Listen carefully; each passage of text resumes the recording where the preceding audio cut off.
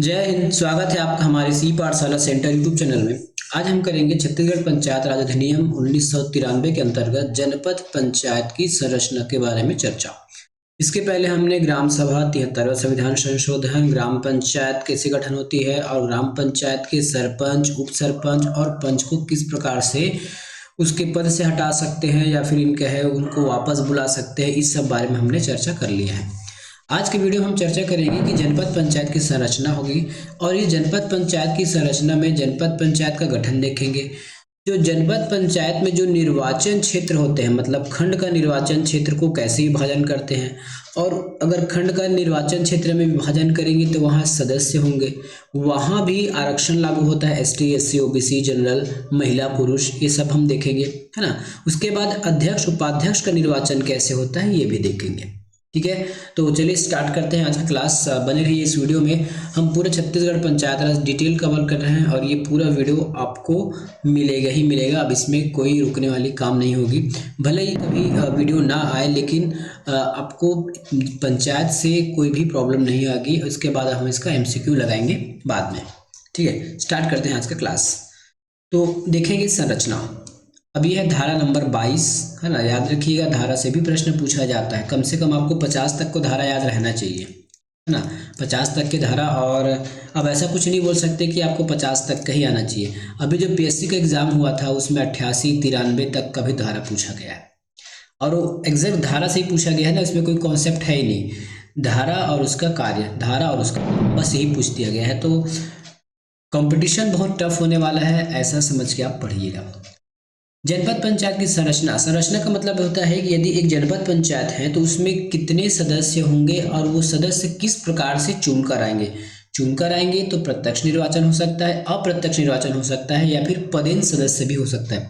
मतलब ये मान लीजिए यदि आपका घर है तो घर में कितने सदस्य हैं और वो सदस्य कैसे और कहाँ से आए हैं, इसके बारे में हमको चर्चा करना है।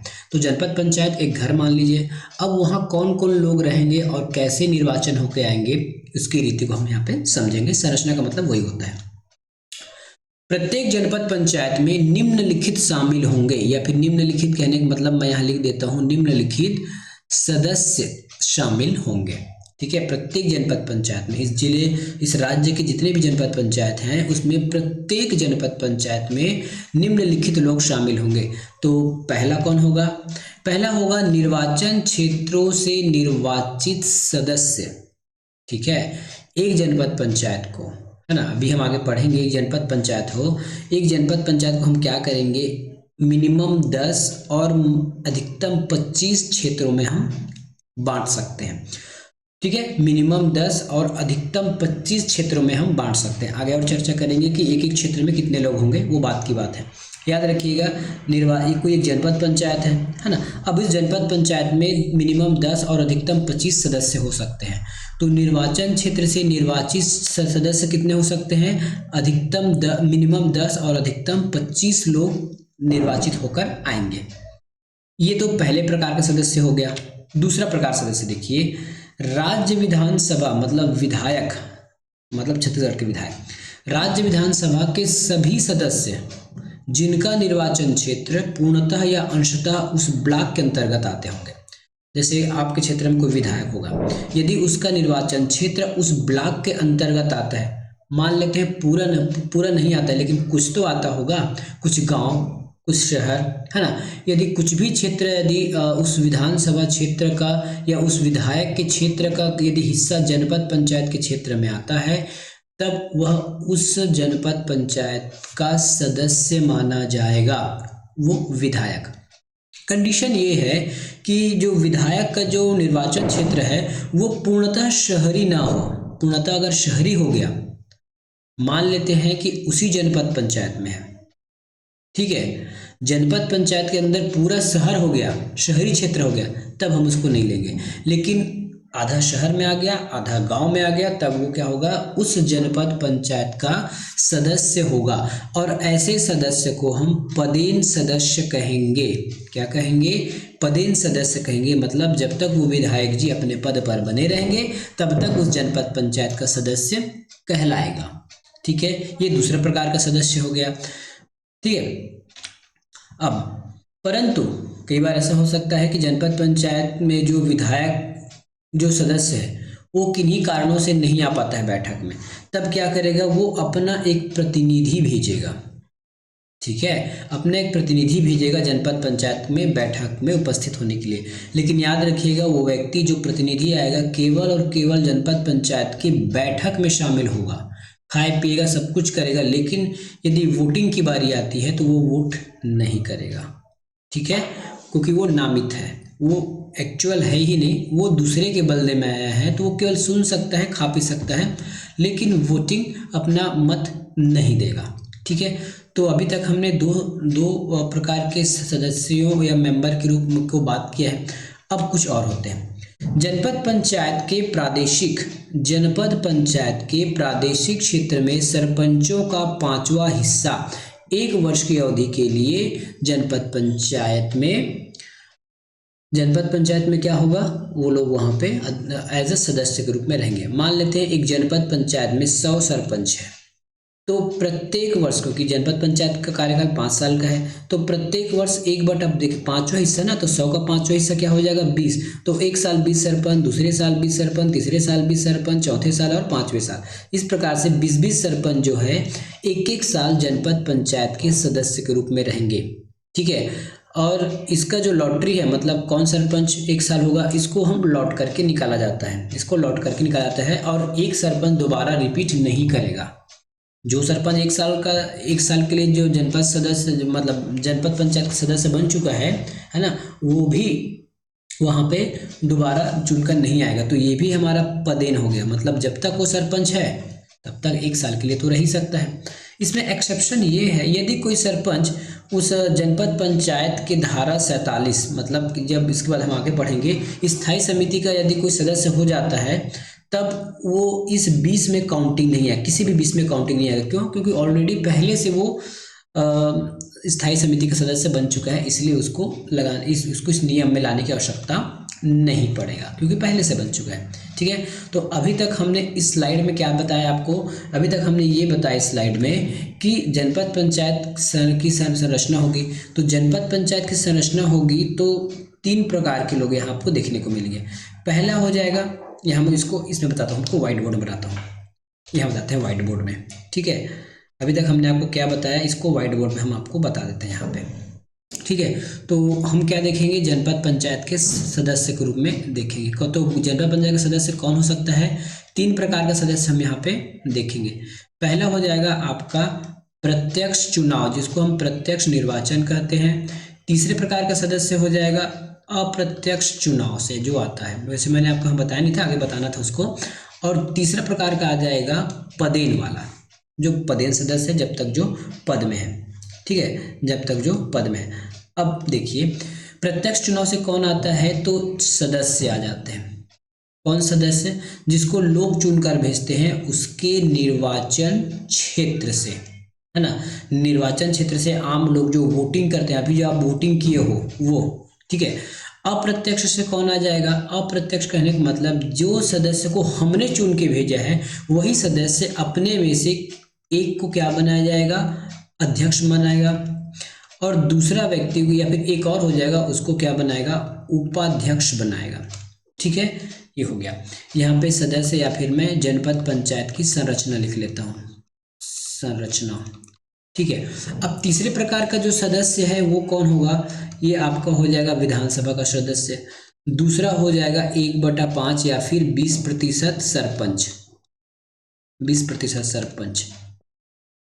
ठीक है, तो इतने लोग जो हैं जनपद पंचायत की संरचना में भाग लेते हैं। अब इसमें अंतर क्या है, ये देखिए, अंतर ये होगा, अंतर क्या होगा, अब बाकियों में अंतर ये होता है, अंतर आप ऐसे बताइएगा, यदि इस अध्यक्ष और उपाध्यक्ष का चुनाव होगा, यदि इस अध्यक्ष और उपाध्यक्ष का चुनाव होगा, इसमें केवल और केवल ही निर्वाचित सदस्य ही भाग लेंगे। आपके विधानसभा के सदस्य और सरपंच जो है भाग नहीं लेंगे। ठीक है, और जब भी इस अध्यक्ष उपाध्यक्ष को हटाना होगा, देखिए, यदि हमने बनाया है तो हम ही संवारेंगे वाला बात चल रहा है ना, तो सदस्य लोग ही अध्यक्ष उपाध्यक्ष को बनाए हैं, तो जब इनको हटाना होगा अविश्वास प्रस्ताव से तो भी इस सदस्य के द्वारा ही हटाया जा सकता है। बाकी विधानसभा के सदस्य और सरपंच का इसमें कोई रोल नहीं होगा। ठीक है, किसी भी प्रकार की कोई हस्तक्षेप इनमें नहीं आएंगे। तो इस स्लाइड में हमने फिलहाल इतना ही देखा है, बाकी कुछ नहीं था। ठीक है, अब इसको मैं हटा रहा हूँ, ये हो गया। ठीक है, चलिए अगले स्लाइड चलते हैं। अगला स्लाइड में देखिए, यदि कोई निर्वाचित क्षेत्र, अभी तक हमने देखा कोई सदस्य चुन के आएगा, यदि कोई निर्वाचन क्षेत्र किसी सदस्य का निर्वाचन करने में किन्हीं कारणों से असफल हो जाता है, किन्हीं कारणों से मतलब वार्ड या फिर निर्वाचन क्षेत्र क्रमांक 1 या 2 से कोई सदस्य चुनकर नहीं आता है, तो उस सीट को भरने के लिए अगले 6 महीने के भीतर या फिर उसके जस्ट 6 महीने बाद चुनाव की कार्यवाही की जाएगी। ठीक है, कई बार क्वेश्चन घुमा के पूछ दिया कि मान लेते हैं जनपद पंचायत का कोई क्षेत्र था और कोई भी किसी भी क्षेत्र से कोई सदस्य चुनकर नहीं आया, तब क्या होगा? आपके ऑप्शन रहे ये, ऐसा ऐसा बहुत सारा आएगा, है ना। तो आपको केवल ध्यान केंद्रित करना है, 6 महीने के भीतर उसको इलेक्शन करा के उसको भर दिया जाएगा सीट को। परंतु इस उपधारा के परंतु कहने का मतलब है, यदि किसी सदस्य का निर्वाचन होने तक जनपद पंचायत के अध्यक्ष और उपाध्यक्ष के निर्वाचन की आगे कार्रवाई नहीं रोकी जाएगी। कहने का मतलब ये है, मान लेते हैं एक जनपद पंचायत है, उसमें मिनिमम सीट 10 था और अधिकतम 25 था। नियम ये कहता है कि यदि सदस्य चुनकर आ गए, 25 सदस्य चुनकर आ गए, तब अगला बैठक में मतलब एक बैठक निकालते हैं एसडीएम के द्वारा।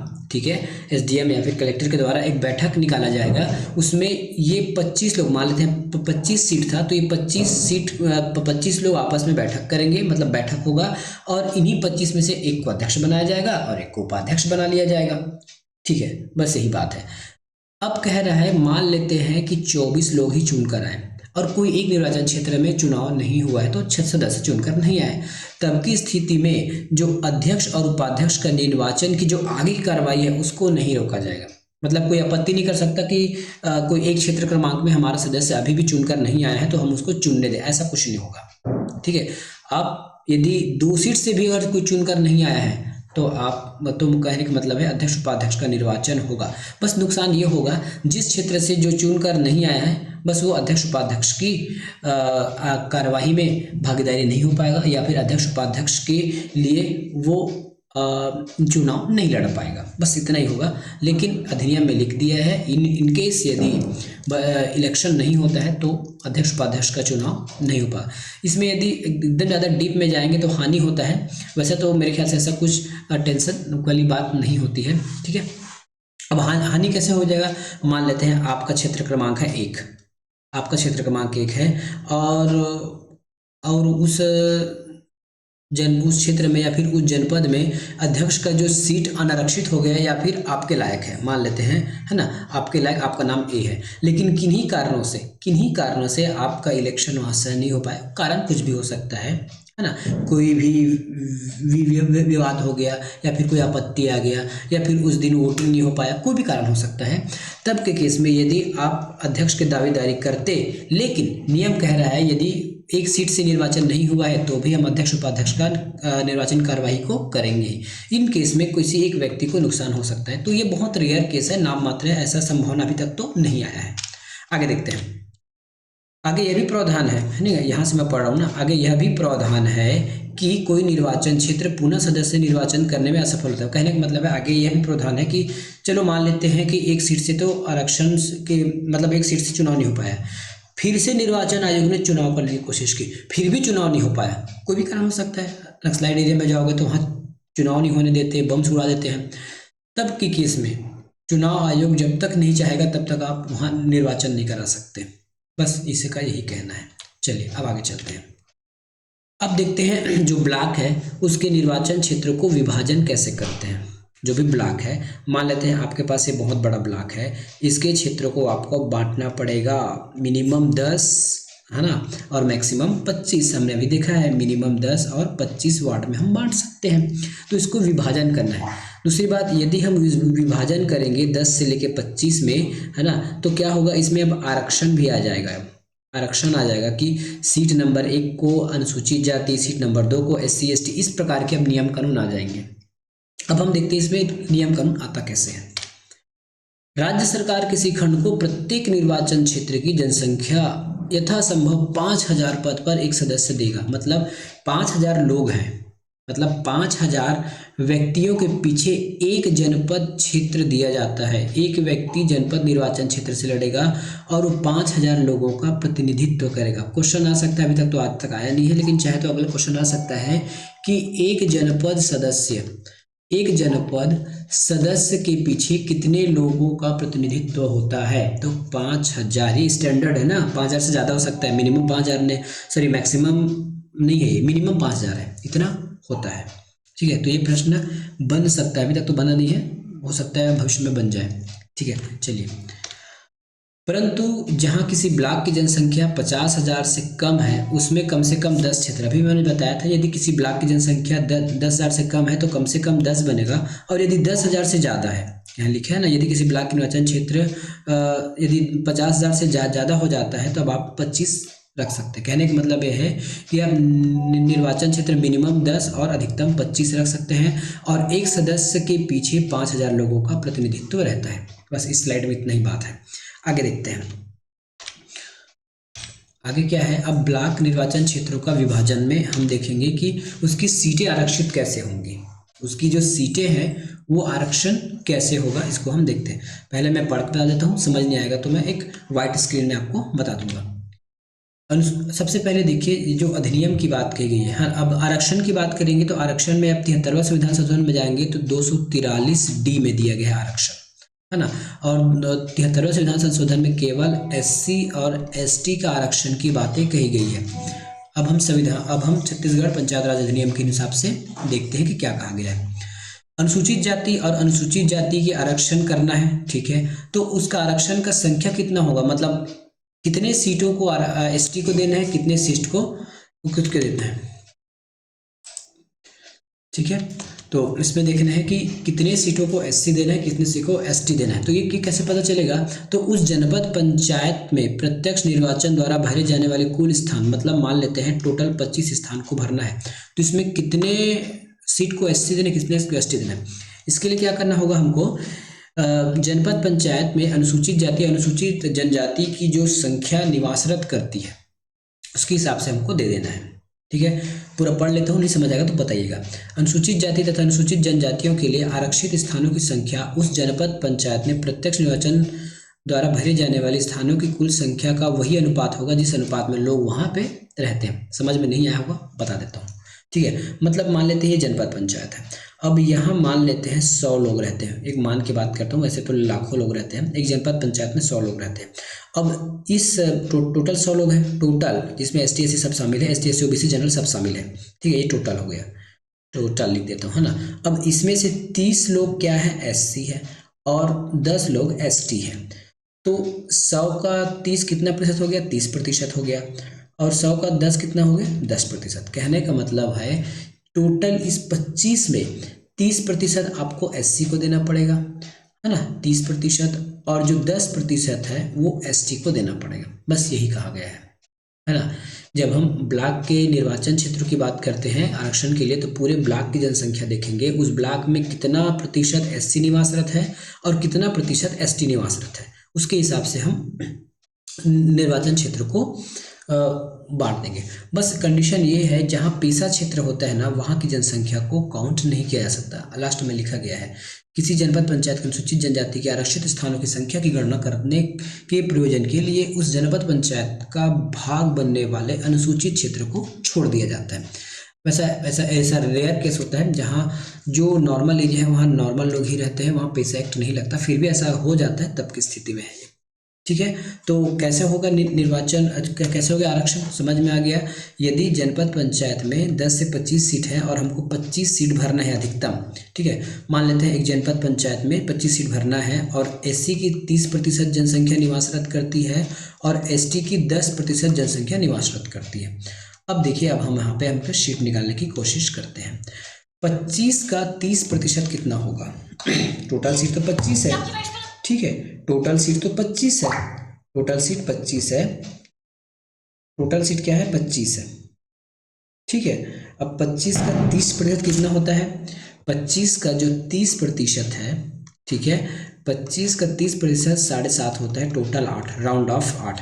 तो 25 में से 8 सीट आपको एससी को देने होंगे और एसटी का 10 सीट है ना, एससी का कितना है, 10% है, तो 10% देना पड़ेगा।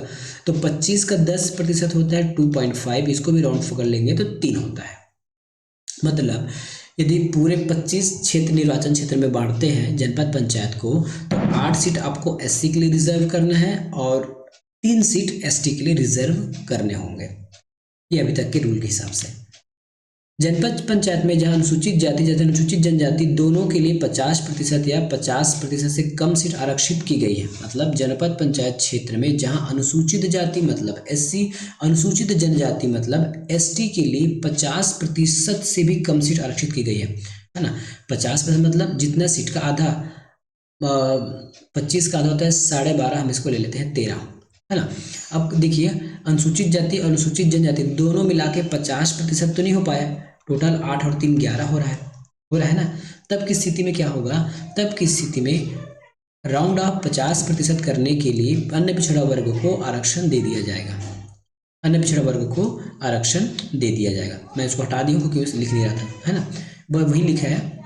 यदि एसटी एससी को, ठीक है, यहाँ देखिए, यदि एसटी एससी को 13 सीट मिल जाता दोनों मिला के, तो हमको ओबीसी को कोई आरक्षण नहीं मिलता। लेकिन यहाँ एसटी एससी मिला के 11 सीट ही हो रहा है और हमको अधिकतम 50 तक छूट करना है, तो 11 में कितना करें कि 13 हो जाए, तो 2 सीट, मात्र ओबीसी को 2 सीट मिलेगा। यहाँ पे ओबीसी को 2 सीट मिलेगा, इससे ज़्यादा सीट नहीं मिलेगा। ठीक है, यहाँ तक बात समझ में आ गया। हाँ, अगला प्रावधान ये रहेगा कि अब क्योंकि पंचायती राज में क्या कहा गया है कि हाँ, छत्तीसगढ़ पंचायती राज में कि जितना भी सीट होगा उसका आधा आपको महिला को देना पड़ेगा, जितना भी सीट होगा उसका आधा सीट महिला को देना पड़ेगा। ठीक है, तो टोटल 25 सीट है, हाँ टोटल 25 सीट है, 25 का आधा आपको 13 सीट तो महिला को देना ही पड़ेगा, 13 सीट महिला को देना पड़ेगा। या हाँ, हो सकता है बात समझ में नहीं होगा, पहले हमने एसटी एससी ओबीसी में बांटा, अब यहीं से आधा आधा महिला को देना पड़ेगा। ठीक है, एससी में 8, टोटल 8 है तो 4 महिला को चला जाएगा।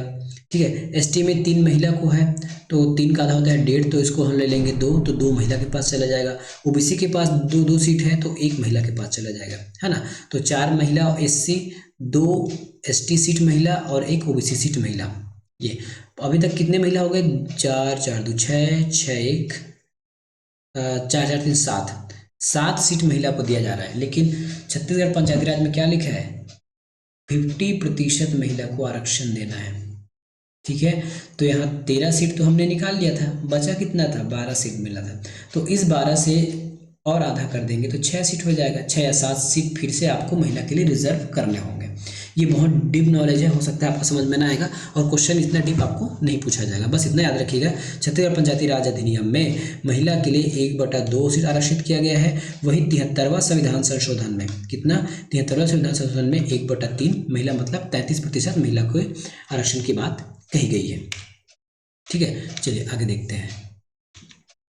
ये जो मैंने आपको बताया था ना महिला वाला, बस यही है। देखिए, आरक्षित कुल सीटों की कम से कम आधी अनुसूचित जाति, की आधी अनुसूचित जाति और अनुसूचित जनजाति यानी पिछड़ा की महिलाओं के लिए आरक्षित किया जाएगा। ठीक है, आरक्षित सीट में से। अब उसके बाद टोटल जो 25 सीट भरना था उसका आधा महिला को देना है। टोटल कहने का मतलब जो आरक्षित आपने किया है एसटी एससी ओबीसी, वहां से भी आपको देना है। साथ में यदि मिला के पूरा नहीं हो पाया तो जनरल सीट से भी महिला को दे देना है आधा सीट, ऐसा है। जिन निर्वाचन क्षेत्र में अनुसूचित जाति, अनुसूचित जनजातियों का या अन्य पिछड़ा वर्ग की संख्या नहीं है ना, उन्हें अनुसूचित जाति और अनुसूचित जनजाति या अन्य पिछड़ों की आरक्षित सीटों से बाहर रखा जाएगा। कहने का मतलब है यदि ये सब चीज लॉट करके निकालेंगे ना, लेकिन लॉट निकालेंगे तो सभी पर्ची अंदर डालेंगे सभी निर्वाचन क्षेत्र का। यदि किसी एक निर्वाचन क्षेत्र में मान लेते हैं 1 नंबर निर्वाचन क्षेत्र है, यहाँ ओबीसी की जनसंख्या है ना, अब हमको क्या करना है, एससी की जनसंख्या निकालनी है। मान लेते हैं एससी की जनसंख्या और आरक्षण से निकाल लिया और 1 नंबर सीट में एससी लोग है ही नहीं, 1 नंबर सीट में एक भी एससी लोग नहीं है, तो क्या करेंगे 1 नंबर की पर्ची को हम बाहर कर देंगे बर्तन से, ताकि गलती से भी 1 नंबर का चीट न निकले और एससी के लिए गलती से भी आरक्षित न हो। ठीक है। मैं यहाँ एक चीज़ आपको बताना भूल गया था, यदि अभी अपडेशन के अनुसार से जो 2019 में हुआ था, यदि जनपद पंचायत की संरचना करते समय यदि निःशक्त जनों का प्रतिनिधित्व तो नहीं मिलता, मतलब जैसे कौन कौन आए थे, विधायक आए थे, सरपंच आए थे, है ना, साथ में हमारे जो जितने निर्वाचित सदस्य थे वो आए थे, यदि इनमें से कोई दिव्यांग व्यक्ति सुनकर नहीं आता है तो शासन के द्वारा 2 व्यक्तियों को दिव्यांग के रूप में चुना जाएगा, जो वहाँ पे काम करेंगे अपने प्रतिनिधित्व के लिए।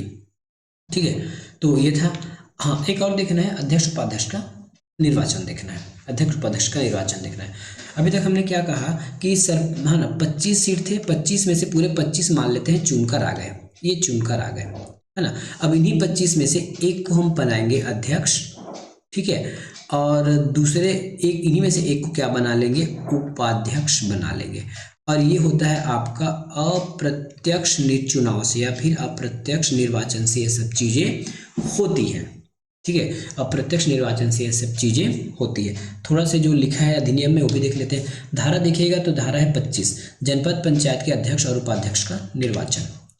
विहित प्राधिकारी मतलब एसडीएम जैसी सदस्यों का निर्वाचन हो जाएगा, उसकी लिस्ट जारी हो जाएगी। लिस्ट जारी होने के बाद अध्यक्ष और उपाध्यक्ष के निर्वाचन के लिए जनपद पंचायत के निर्वाचित सदस्यों का एक बैठक बुलाएगा। कौन? एसडीएम।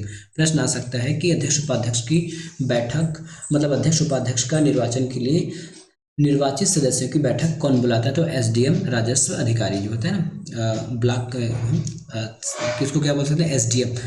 ठीक है, सब डिवीजन मजिस्ट्रेट। तो वो बैठक बुलाता है, क्योंकि इस पूरे 25 लोग चुनकर आ गए, अब वो बैठक बुलाएगा।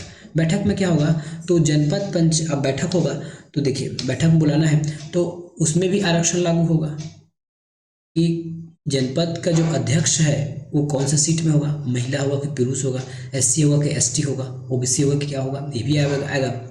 अब ऐसा करने के लिए क्या करते हैं, देखिए, जब हम जनपद पंचायत के अध्यक्ष का चुनाव करते हैं, याद रखिएगा, तो इसके अध्यक्ष का निर्वाचन होगा। अध्यक्ष का निर्वाचन के लिए आरक्षण होगा। इसके लिए क्या करते हैं, जिले के जनसंख्या देखा जाता है, जिला का जनसंख्या देखा जाता है। जिला का जनसंख्या देखा जाएगा कि जिले में कितना प्रतिशत एससी निवासरत है, ठीक है, और कितना प्रतिशत एसटी निवासरत है, इसके हिसाब से सीट दे दिया जाता है। ठीक है, और देखिए एक जिले में ना ले देके 6 या 7 सीट होते हैं अध्यक्ष के। मतलब मान लेते हैं यदि एससी 30% हमने जो निकाला था मोटा मोटा और एसटी 10%, ठीक है, यदि एक जिले में 6 जनपद पंचायत है तो 6 अध्यक्ष ही चुनेंगे ना, उससे ज़्यादा तो चुनेंगे नहीं। तो 6 का 30% कितना होगा?